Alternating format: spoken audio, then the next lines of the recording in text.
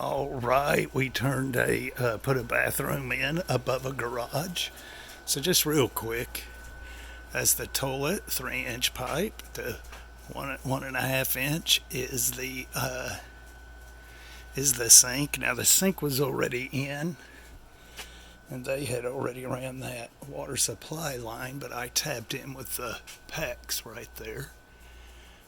And then they had the sink running out the side of the building out on the ground, and I hooked it up here to my pipe, which runs out and will run to a septic tank.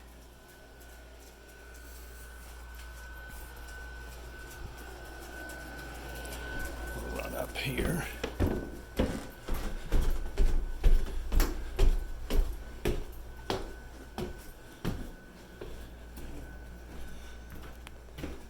So that's what we did there. We installed the toilet and